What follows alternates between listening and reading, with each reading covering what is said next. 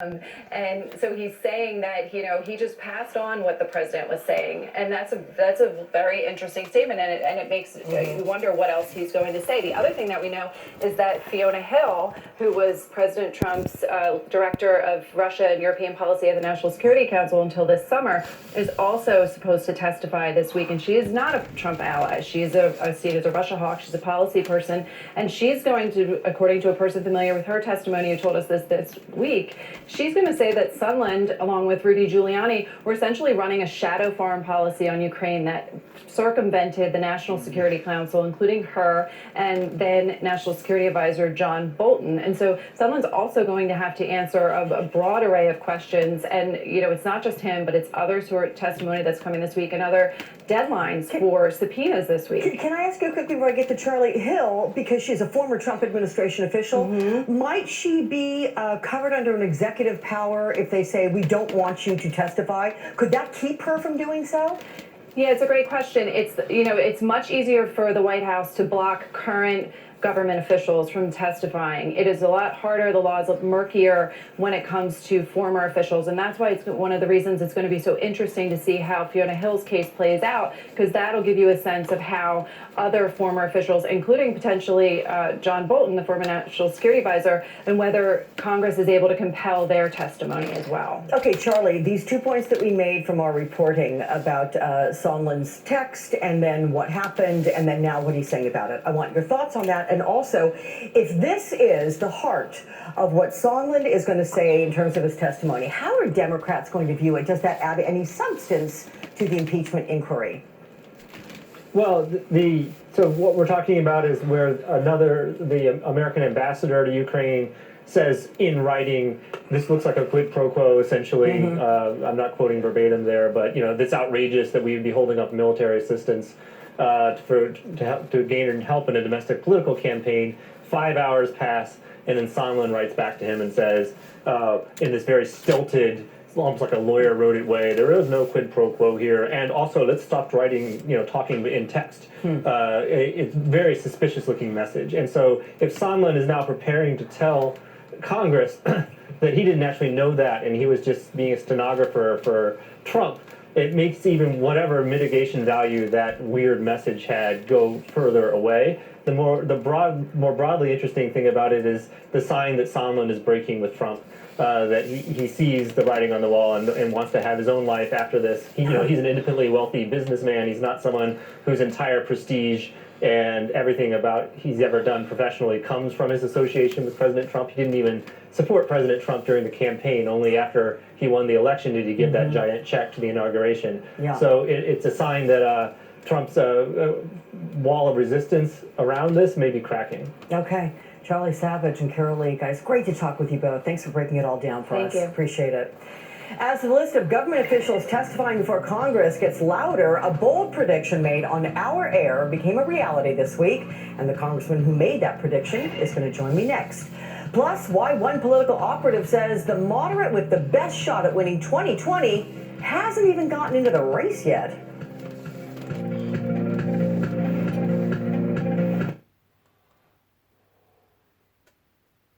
I don't doubt that.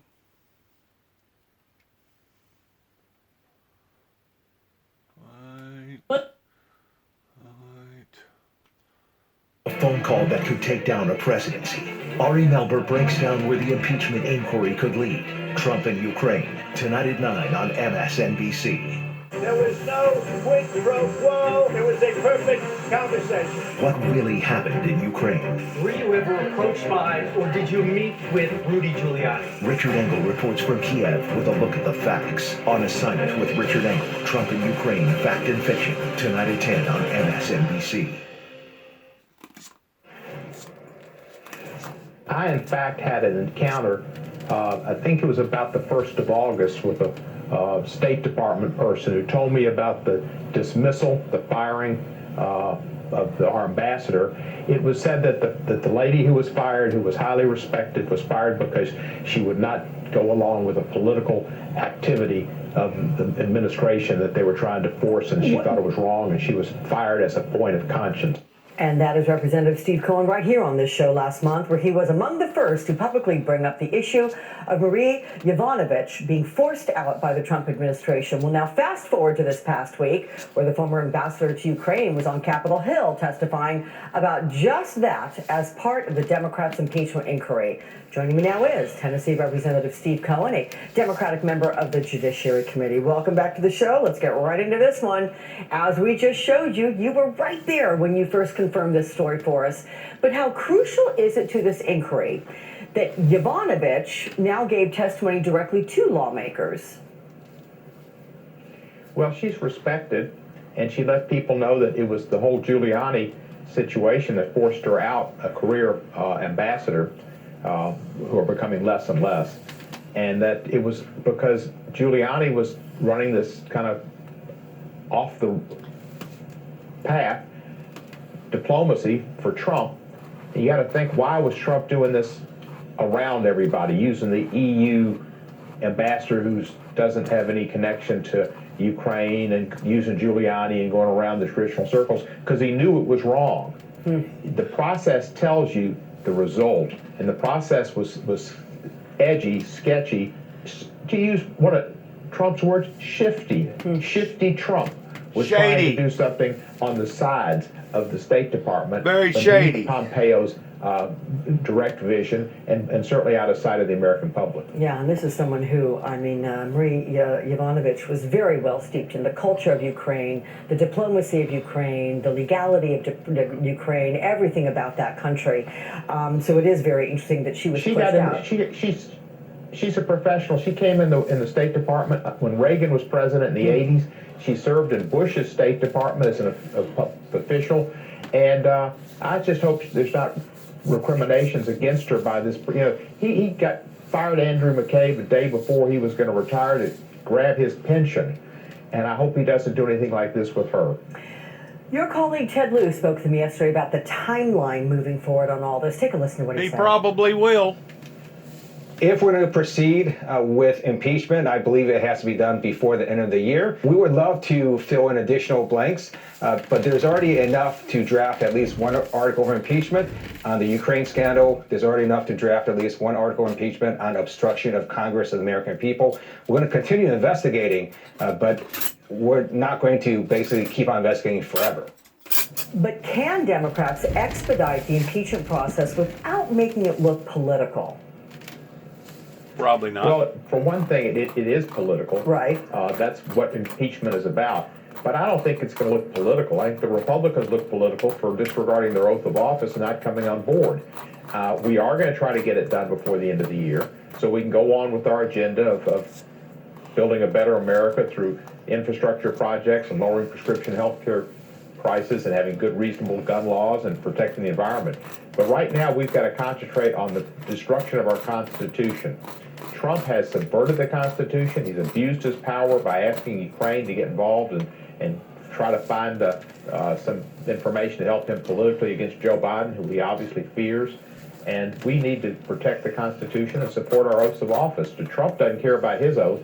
Apparently, most of the Republicans don't care about their oath either. This is a very critical time in America's history, and I don't think the Constitution has ever been in a greater jeopardy as it is today. Sad. So with the expectations with the hearings with Fiona Hill, Gordon Sondland this week as well, what do you want to find out from them? Well, I want to know how much they went outside of the circles of proper diplomatic rails to do this investigation. I think someone's going to tell us that basically Trump was involved with him, but that he was just passing on Trump's verbiage. And Trump decided early on he was going to use this quid pro quo line as his defense. Sondland got it. Sondland mentioned it, but Sondland didn't know that. It's just more of the same from Trump. I think it'll be interesting if Sondland does break from him, if Fiona Hill, who's not considered a confidant and a loyalist of Trump, will speak up, and I think she will. And I think if this breaks the dam, it has other people be willing to come forward and testify to other misdeeds that have gone on. It's pretty clear that Trump does not listen to anybody. We had his secretary fired this past week because he said that the way Homeland Security policies were going, it wasn't appropriate, and they weren't being perceived the right way. So Trump fired him. Trump has fired more people than any president in history in this first term like he has. He's said he hires only the best. He hires only the greatest. He lies all the time. He exaggerates.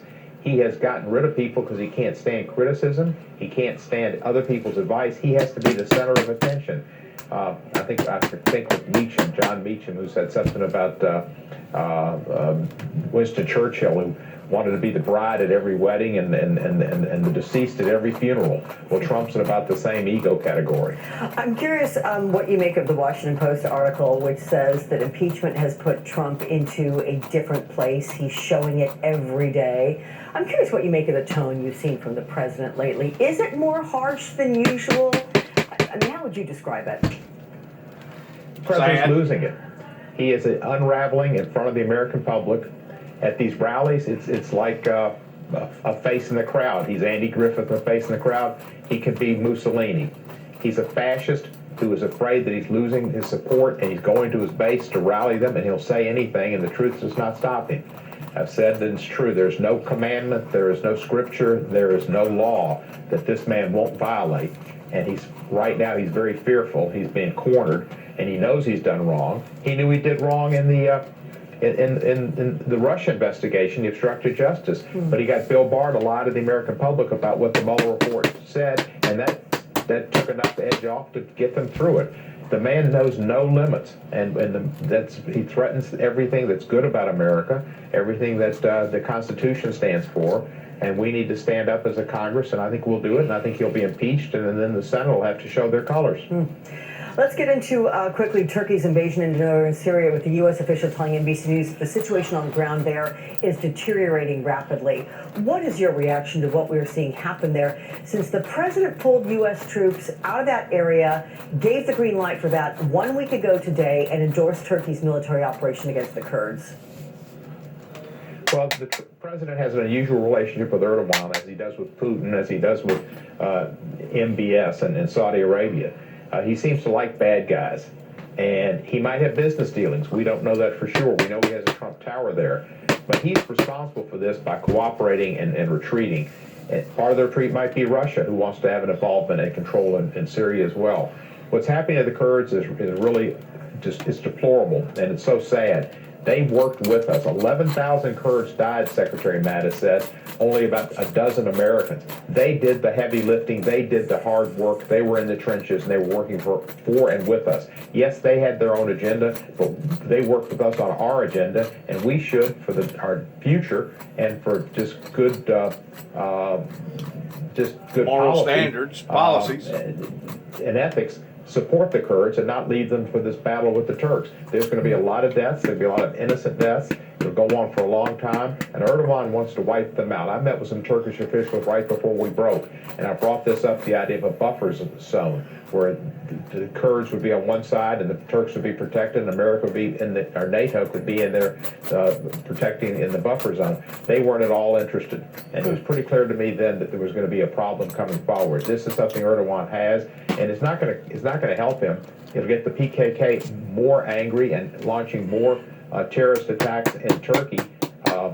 These things don't work. Diplomacy is a better way to operate, and Erdogan doesn't operate through diplomacy with the Kurdistan and the Kurdish people either.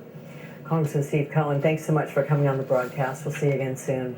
Alex, good to be with you. Rachel's got nothing on you. There's breaking news again to share for you this hour. NBC News has confirmed a Bloomberg report that Hunter Biden, the son of former Vice President Joe Biden, will step down from his position at a Chinese-backed private equity firm if his father wins the presidential election next year.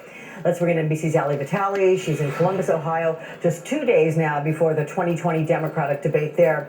Ali, before we get to some of the debate details, I want to talk about Hunter Biden with you. What more can you tell us about this?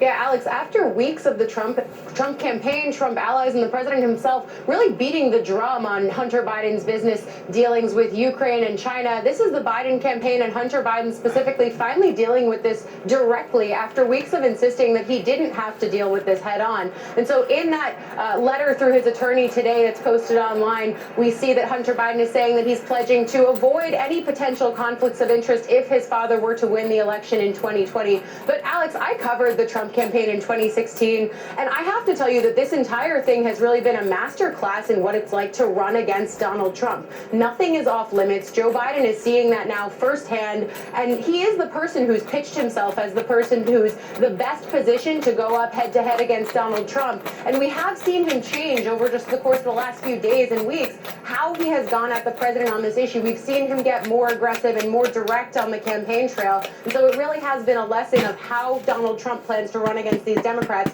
Joe Biden is just the first really to get all of that Trump ire trained on him. Okay, let's pivot here and talk about the debate. What do you think is going to be in this debate, Allie, that we haven't yet heard? I mean, do we expect any of these candidates on stage with the former vice president to attack Biden's family, as the president has done himself?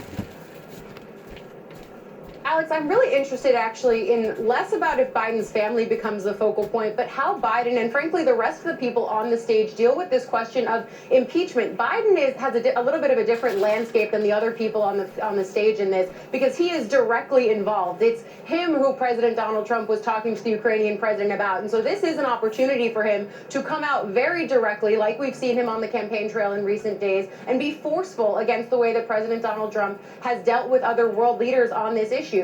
I am interested also in how impeachment comes up on the stage. It's been a little bit of a juggling act for a lot of these 2020 Democrats who want to talk about holding the president accountable, but at the same time also need to stay on their core messaging points and speaking about the issues that voters also want to hear about. But really, when you look at these debates, this is the first one since Democrats launched that impeachment inquiry. And frankly, the 2020 race since then has sort of been frozen in amber. We see this theory of three, that the Biden and Bernie and Warren are the three people who the polls have consistently at the top of them. And so for a lot of the candidates who are also on the stage, but not one of those three, this could be a moment for them to try to break out. We've seen in recent weeks that while Elizabeth Warren has gone largely unscathed, both on these debate stages and just overall as this race has continued to go on, we've seen her not really face that many attacks, but in recent weeks, maybe other candidates are telegraphing, like Amy Klobuchar, Andrew Yang, Pete Buttigieg, that they may be willing to attack her on various points of policy. So I'm really looking to see if that's something that comes to fruition as well, Alex. Okay, Allie Vitale camping out there in Columbus, Ohio for us. Thank you so much, Allie. Up next, the legal trouble Gordon Sondland could be facing when he testifies to Congress this week. Fact is, every insurance company hopes you drive safely. But Allstate actually helps you drive safely with DriveWise. It lets you know when you go too fast.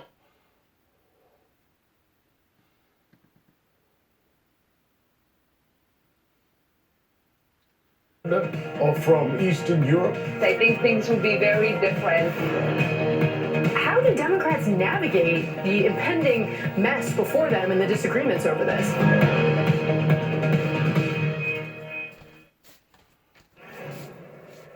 President Trump has not only honored me with the job of being the U.S. ambassador to the EU, but he's also given me other special assignments, including Ukraine, as I mentioned previously. We have what are called the Three Amigos, and the Three Amigos are Secretary Perry, again, Ambassador Volker, and myself.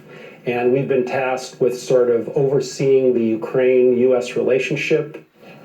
That statement from July of this year. Well, the president's U.S. ambassador to the EU there, briefly talking about his efforts with Ukraine after being assigned by his boss to oversee the relations.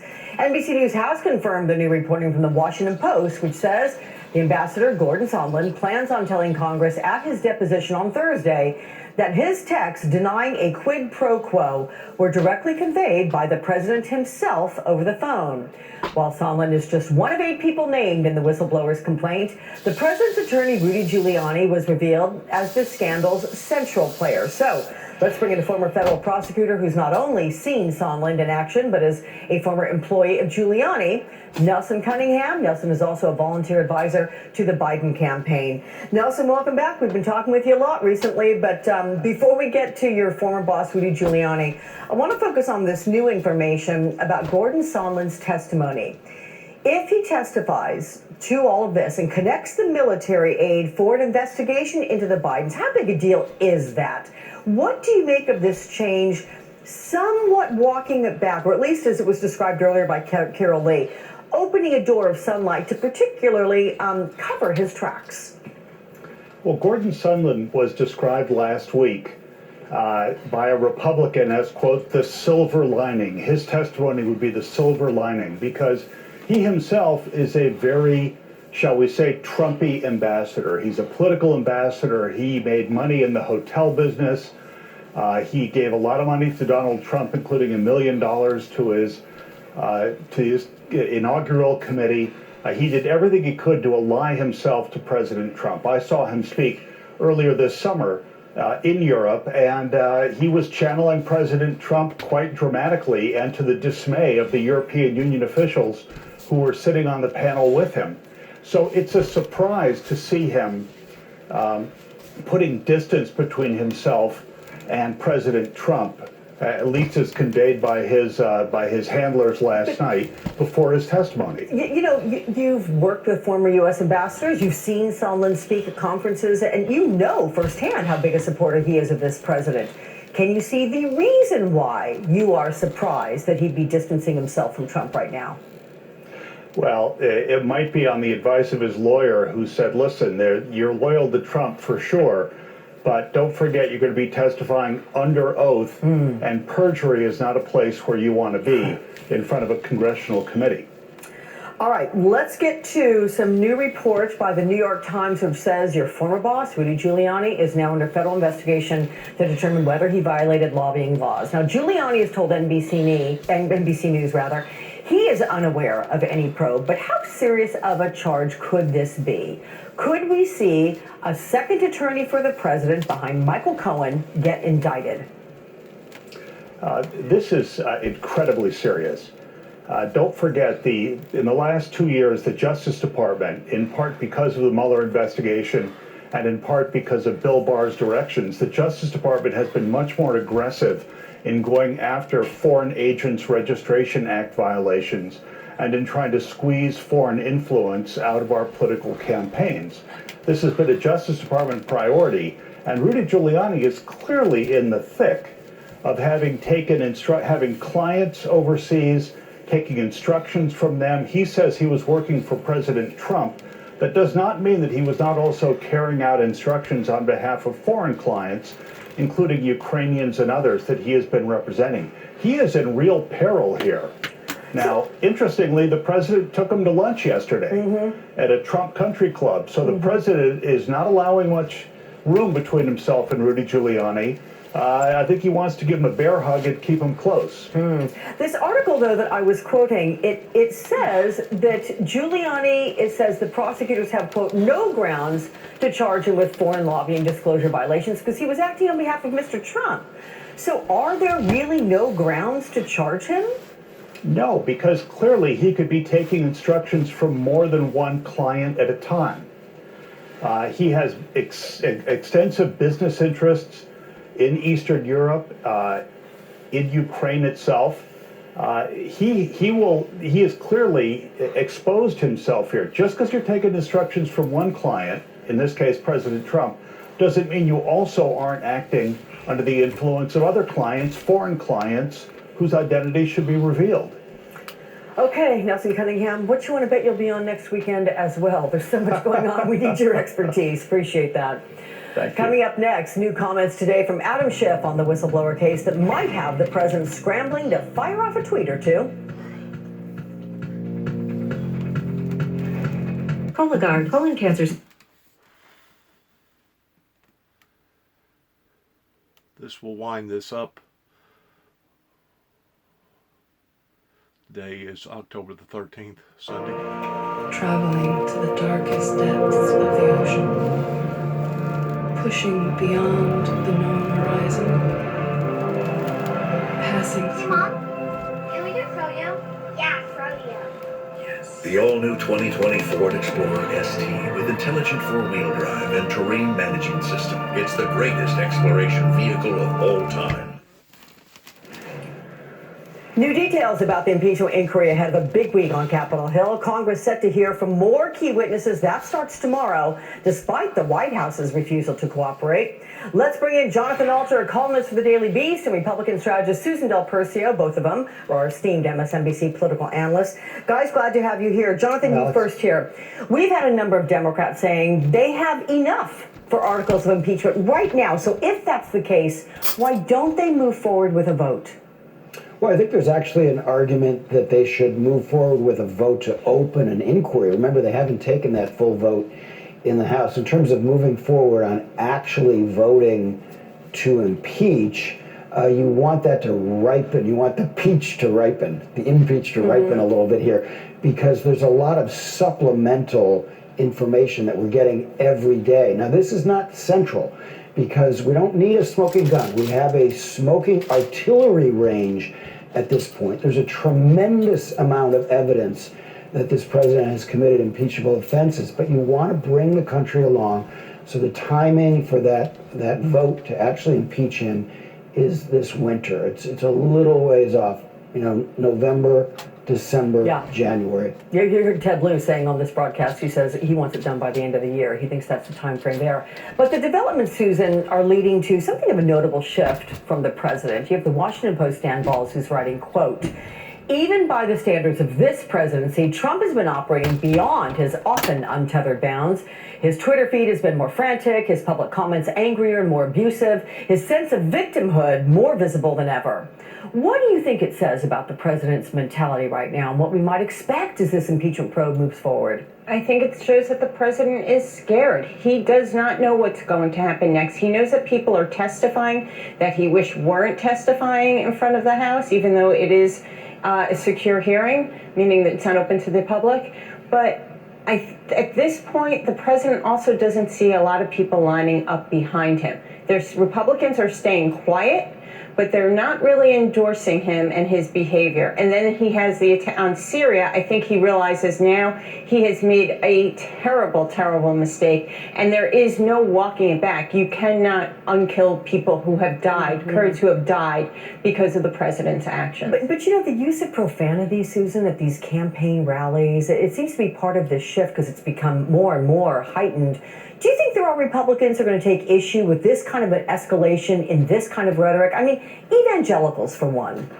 Well, you bring up evangelicals. They're the ones who are very disappointed in President Trump and letting him abandon our allies with the Kurds. So they're already very angry at him for that. And his behavior, at some point, I agree, they're not really willing to, I don't know if they're willing to walk away from the president, but I will tell you who is willing to walk away from the president in this, and we've seen it in polls: suburban women. They are turning. They have turned on him, whether it be the talk of what he did with Ukraine or the Kurds. They care about their issues, and one of them is the president's behavior. Well, look, I've been a suburban woman, and I'm not going to say that a bad word has not flown out of my mouth here and there, but I really don't want the president saying it. That's for darn sure. I don't want When you can't let your kids watch the president give an address, that's a problem. It is, absolutely.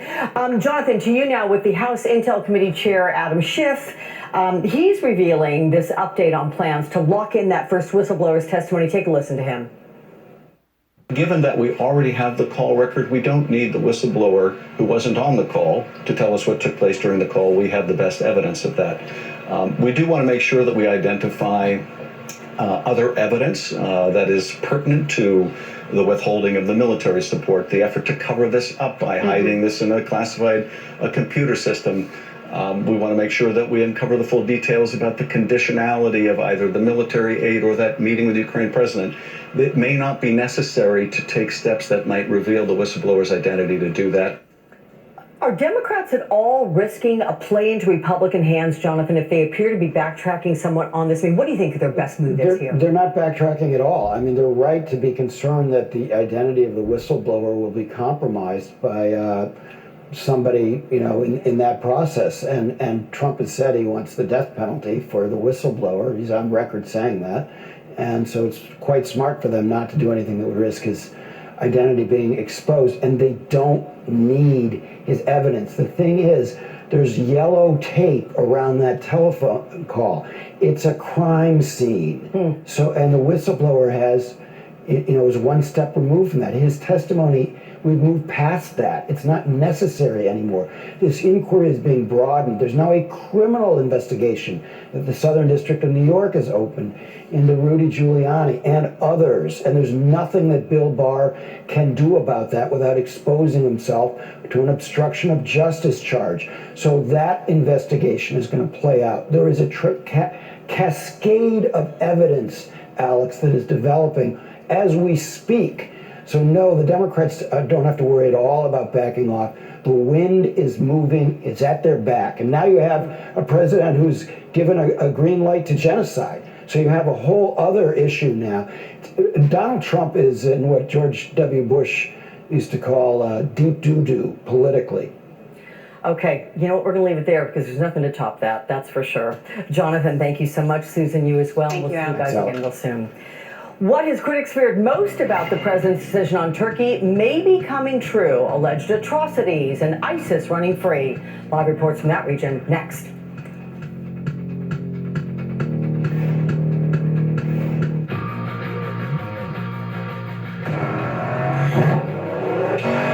The only thing better than horsepower is more horsepower.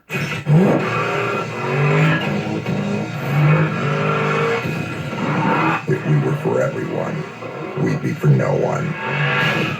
With Dodge Power Dollars, more power means more cash allowance. Purchase now and get $10 per horsepower. That's $7,970 on the SRT Challenger Hellcat Redeye. There's a power in listening. It's what gives Audible members an edge. It opens our minds, changes our perspective, connects us, and pushes us further. The most inspiring minds, the most compelling stories. Audible. IHOP, how can I help you? So that's a stack of Wednesday's web cakes, Morticia's Haunted Hot Chocolate, and Kids Eat Free. You could say that again. Pancake with a kooky new Addams Family menu at IHOP and see the Addams Family in theaters. What is your lotion wish? Coconut oil? Cocoa butter, shea butter. Gold Bond Radiance Renewal. Exfoliates. Then our triple blend of moisturizers helps prevent dry skin. Now try new Radiance Renewal Oil-Infused Cream and Whipped Shea Butter for 24-hour moisturization. With Fidelity Wealth Management, you get straightforward advice, tailored recommendations, tax-efficient investing strategies, and a dedicated advisor to help you grow and protect your wealth. Fidelity Wealth Management. All right, I'm getting in the car now. I'll see you soon. Okay, sounds like a plan. Whoa! Lisa? Sorry, I dropped ya. It's really dark down here. Oh, there's some change down here, too. Don't let this happen to you. With removable cups, the WeatherTech Cup Phone fits virtually any size cup holder and adjusts to secure virtually any size phone, tilts for perfect viewing, and even allows easy access while charging.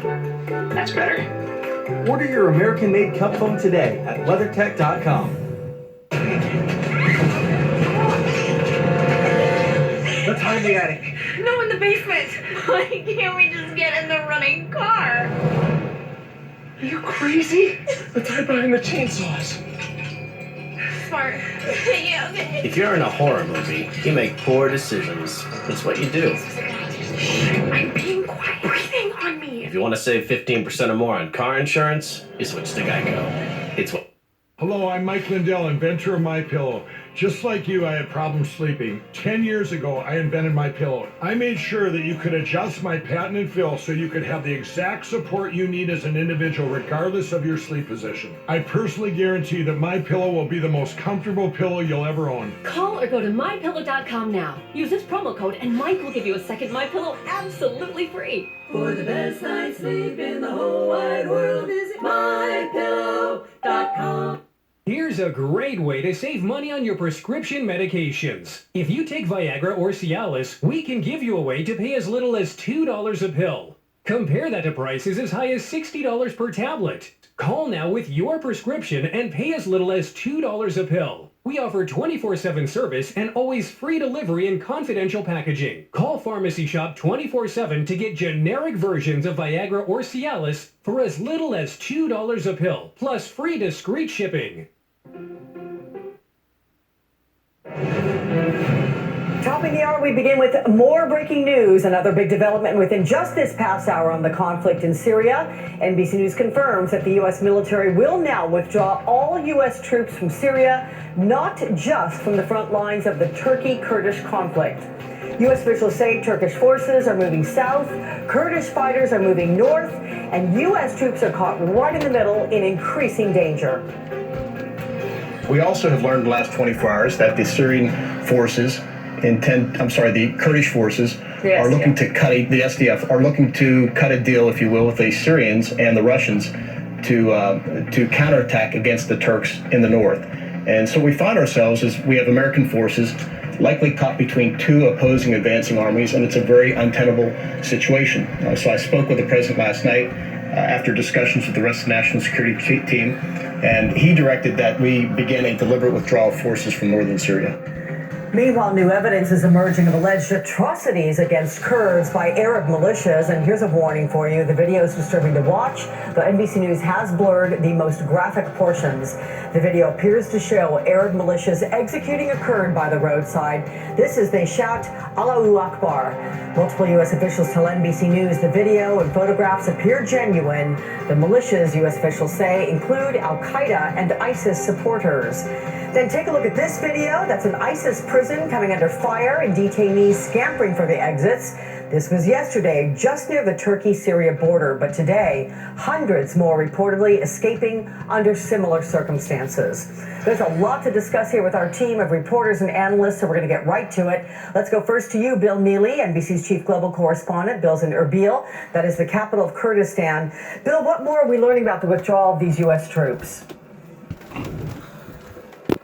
Yeah, very fast-moving developments today, and it does appear through multiple reports that U.S. troops are already on the move. This announcement from Defense Secretary Mark Esper was something of a surprise. He said the president made the decision last night, and it was because it would appear the U.S. was in some way misled by one ally, Turkey, which now says it's likely to move further south and further west than it had originally said. And the other former ally of the US, the Kurds, have now reached out to Russia and to Damascus. And indeed, there are reports coming from Damascus that Syrian troops are likely to move into the Kobani and Manbij areas within the next 48 hours. Now, that is obviously a huge boost for President Assad. He hasn't been around the Kobani area for years. It's obviously, of course, a huge boost, all of this, for President Putin. This is a gift to Russia.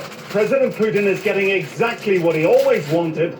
He's getting Syrian control of the northeast of the country, or at least parts of it, and he's getting U.S. troops out of Syria. It is also, of course, a boost for Iran.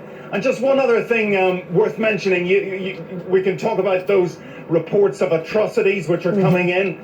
There was an interesting news conference from or address from President Erdogan of Turkey today, in which he appeared to rebuke the United States.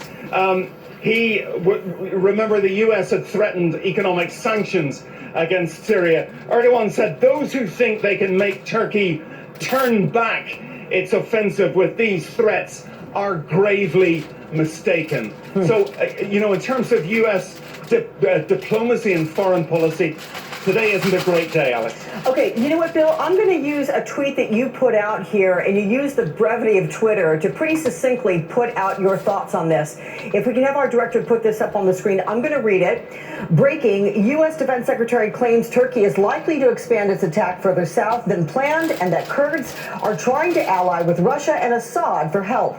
U.S. misled by one NATO ally, and now its former ally, is hooking up with Russia. Diplomatic failure, almost military humiliation. You chronicled what you're saying there, but that last phrase, diplomatic failure, almost military humiliation, about whom are you speaking?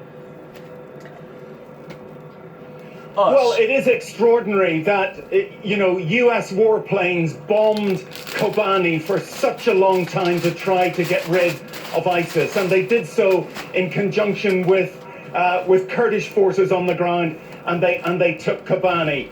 Now U.S. forces are pulling out not just of Kobani, but from that entire area. It does not, the optics of that are not good, and it's obviously not looked good right from the beginning that the US is walking away from its ally, the SDF, the Kurds.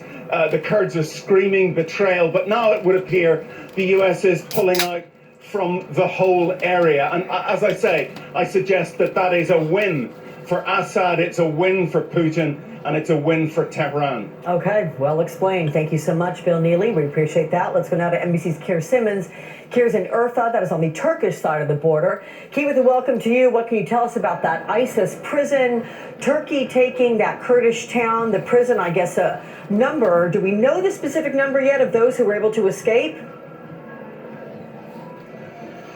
We don't know the specific number, Alex, because we know how many ISIS prisoners were in that camp, mostly women and children, but we don't know exactly where they've gone. There were reports from the Turkish forces that they've arrived to find the annex where those ISIS refugees, if you like, were, and that it's been deserted. There are pictures of it burning and of ISIS members fleeing, and if it is all of them, if you like, then it will be perhaps around the 900, 800 number, so a lot. We've been looking at exactly who was at that camp, and it does include European ISIS members, an Irish former soldier called Lisa Smith, who has a 3-year-old child.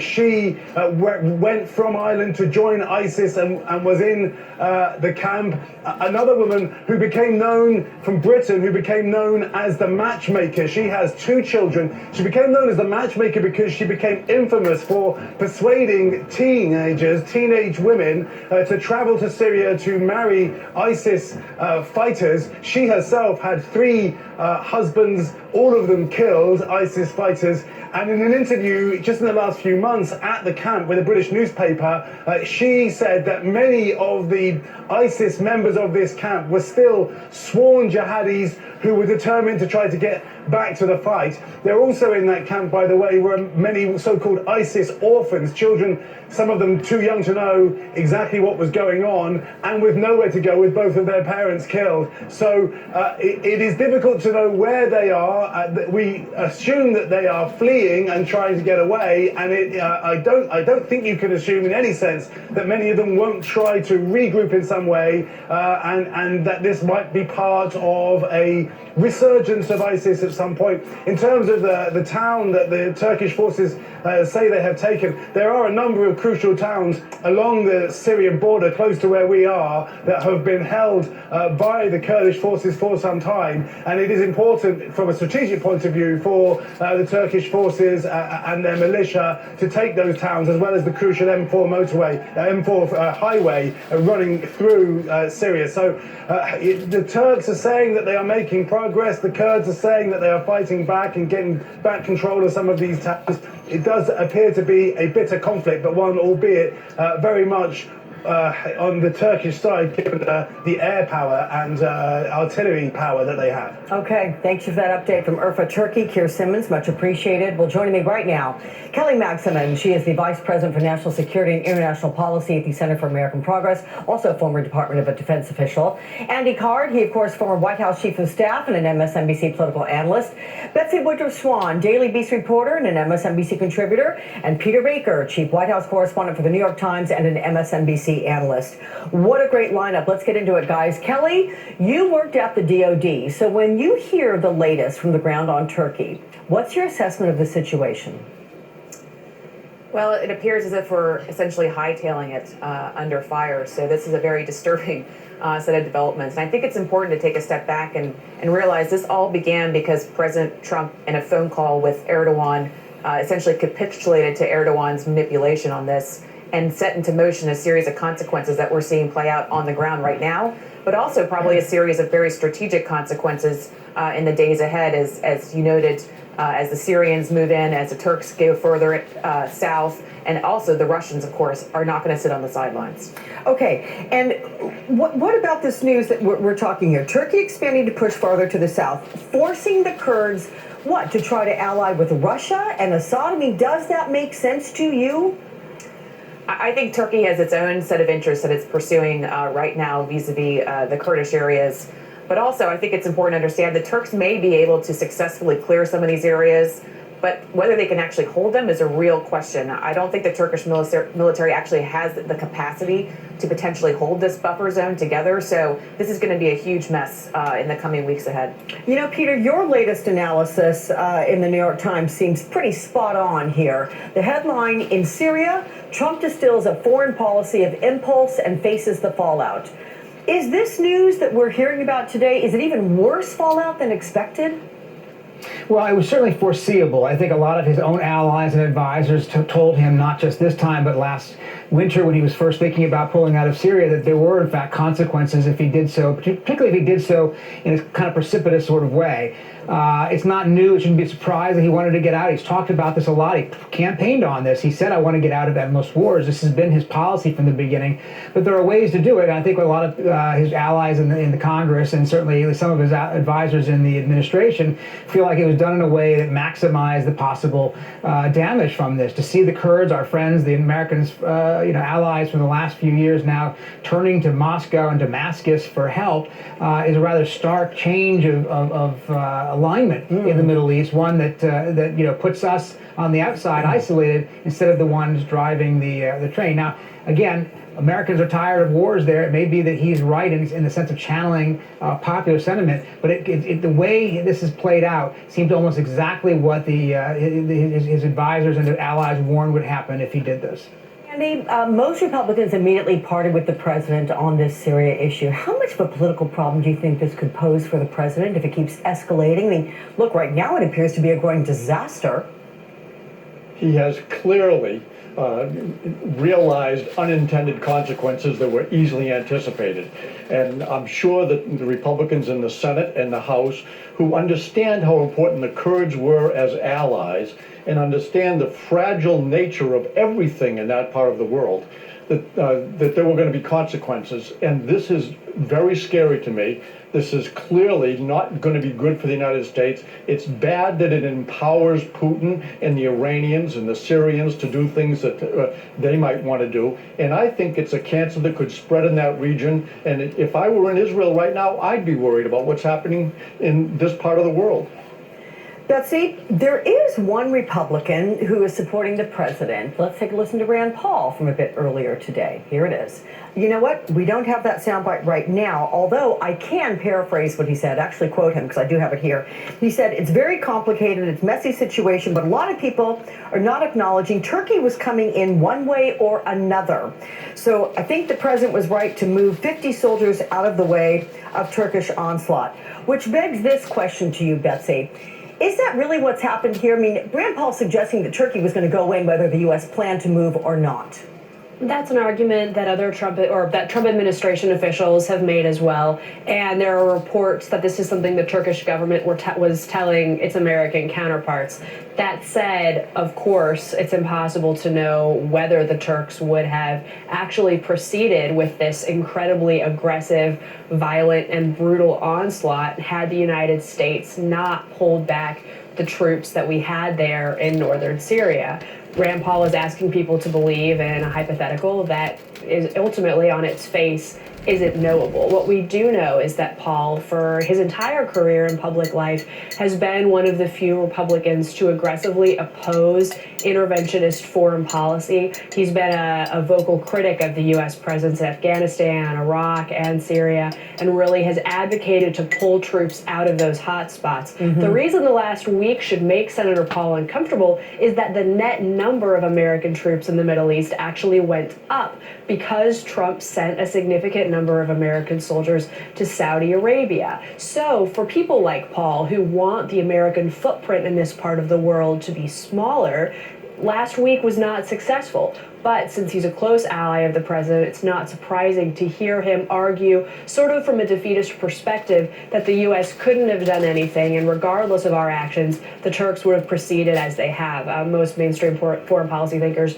would not agree with Paul's analysis there. Peter, is that how you understand it from the White House, that Turkey was going in either way? Well, and that's right, and you have heard them say that. They've been intending to go in for a long time, and they have not done so because the United States resisted it and left those troops there. I mean, that's the argument, right? Would they have done so with American troops in the way? Would they have actually taken the chance of killing and injuring American troops, NATO allied troops, in order to accomplish this? Certainly, if they were going to go in anyway, you can understand a president who would want to get American troops out of the way. The question is whether, in fact, President Trump was really that passive a player in this. Was he really unable to deter Turkey from going in, or did he choose to? The way it sounds like this conversation went with President Erdogan was he seemed to accede to his wishes. He said, "I'm not going to support you. We're not going to help you, but we're not going to stop you either." And that was enough of a green light, it seems, for President Erdogan to move in. Kelly, NBC reported a few days ago that intel officials say ISIS could regroup after the U.S. betrayal of the Kurds.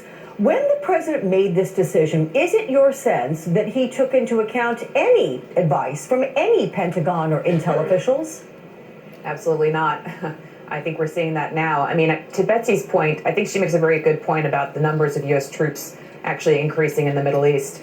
Actually, under President Trump since May, there's been about 14,000 additional troops added to the Middle East. So there's roughly 60,000 U.S. forces, and even these forces that were withdrawing from Syria are going to just stay in the region. These guys aren't coming home. So I think it's a really important point to make, and it shows you the kind of incoherence, the strategic incoherence of what the president is trying to do. Andy, there was a tweet from the president just a little while ago, and here's how it reads. Very smart not to be involved in the intense fighting along the Turkish border for a change. Those that mistakenly got us into the Middle East wars are still pushing to fight. This president often references the Iraq war as being a bad decision, and in fact, he's now using it to justify his decision to pull troops and disengage.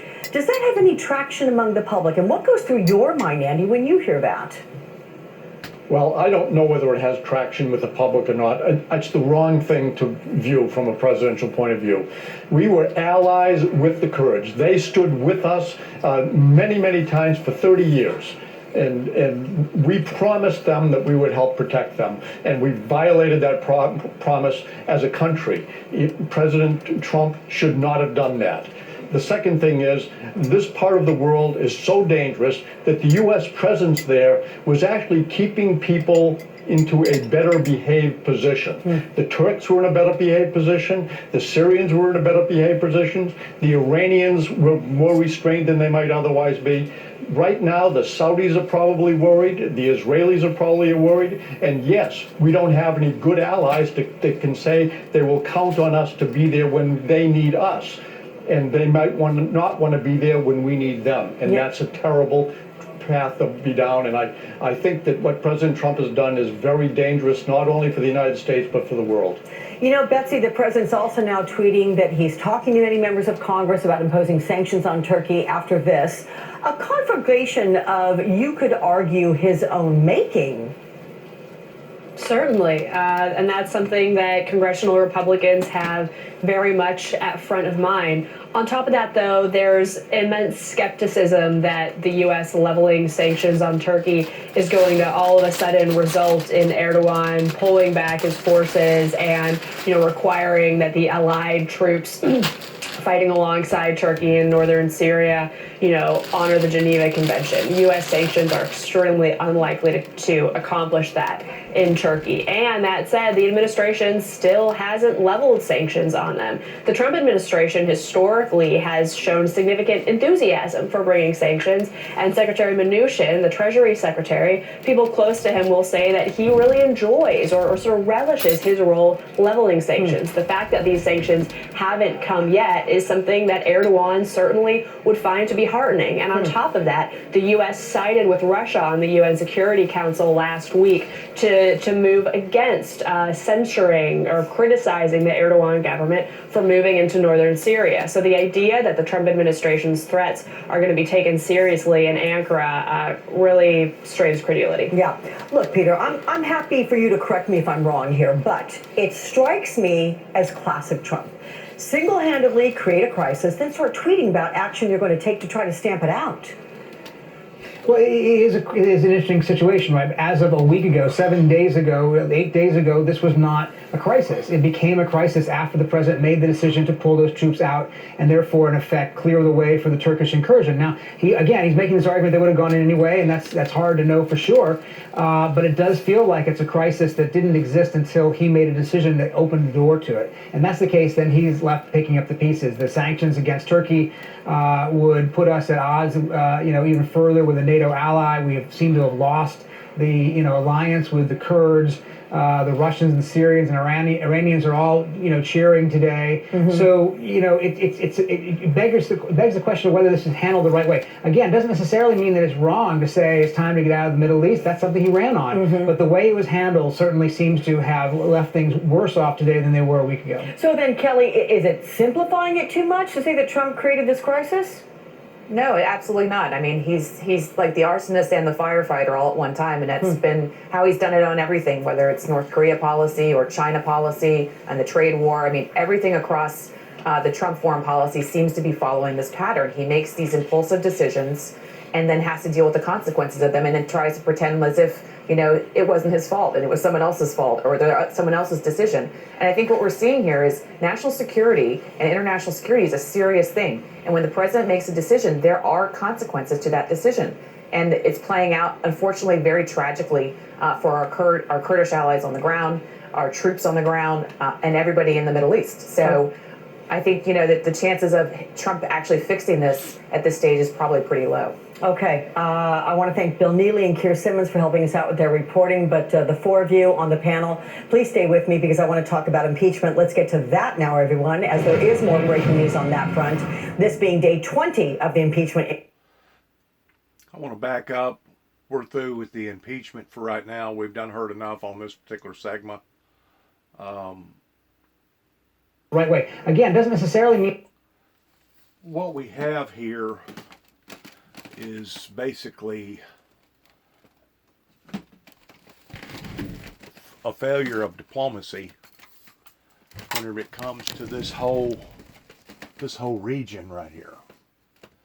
And it's always been a tinderbox waiting to erupt. And if you'll go into the Bible to understand what the Bible is talking about pertaining to the river Euphrates over in Israel and Jerusalem and down into Damascus and down into that area, it's all lining up in regard towards the battle of all battles. Even Iran spoke about this. And what we're seeing here is the beginning phases of something that I hope to God does not escalate into a nuclear battle. But what we're seeing here is the beginning phases of the third and final war that is in fact the traits of Armageddon that's being manufactured or manifested right in front of our very eyes. That's what we're seeing here. Rather not Trump done what Trump done, knowing the consequences of what the consequences was going to be, the fact of the matter is we had gotten ourselves in between a hard place and a rock, and of course Dick Cheney, it just absolutely made Dick Cheney sick whenever he seen what was going on here. But we had gotten ourselves in between a hard place and a rock towards, number one, not knowing who to trust, not knowing who was playing us, The fact of the matter is we have spent over $7 trillion in policing this situation, and the bottom line is this: we have not got the best bang for the buck whenever it comes to us being willing to sacrifice not only money, but human lives, as well as fatalities and arms and legs and eyes and etc., that we got the short end of the stick pertaining to all of this. And the reason being is because it was not handled properly on the front end pertaining to the Bushes and the Reagans that wanted to talk about peace in one side of their mouths, but the other side wanted to go to war pertaining to Desert Storm and Desert Shield. Of course, I realize that their motive, their ideology in behind that, was to try to bring stability to this region. But instead of it bringing stability to this region, it actually brought instability to this region. Now, the point that I want to bring out is this, and I'm going to let you go, and I appreciate you spending a little bit of time with me towards letting me talk. The very thing that Donald Trump criticized Obama in doing towards taking out X amount of warriors pertaining to our military, towards creating a vacuum, is the very thing now that Donald Trump has done. Whenever you release these boundaries, it opens up a brand new menu towards various groups. And keep in mind, there's like 67 different ethnic groups over there that hate each other's guts to no end. It's just basically a cesspool of bitterness and hate over there. And you have a tendency of wondering, who do you trust and who don't you trust? But in actuality, what they're saying here pertaining to old alliances, we did turn our backs on the Turks pertaining to no longer standing with them on their borders. So what is going to escalate here in the next few weeks and in the next few months is going to be something that the books is going to record in being something on the level that Winston Churchill would probably be amazed at, towards understanding that the elements have now come together towards the perfect storm, and in the perfect storm, now we're going to see casualties that is going to go beyond anything that we can ever even imagine. Once more, I just pray to God that they will have enough sense not to use nuclear armory, because if they do, it could escalate into something that would be apocalyptic to the planet. Not just to that area, but apocalyptic to the planet if it ever started unveiling itself. So we have to be on our toes, top notch, in really watching this developing situation right here, because if we don't watch, it will lean into something that is uncontrollable pertaining to American alliances. The only news that I can say at this point in time is to pray that God be with us, because these are trying times that America is going through right now, not just here domestically towards everything that's going on, but also internationally pertaining to our foreign affairs.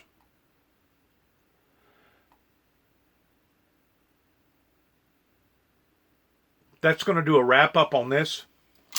We thank you for listening to us here at the Windmill Ministries Missions at 291 Thompson Road, Sharon, Tennessee, zip code 38255. Pray for us. We're praying for you. And shalom on October the 13th, 2019.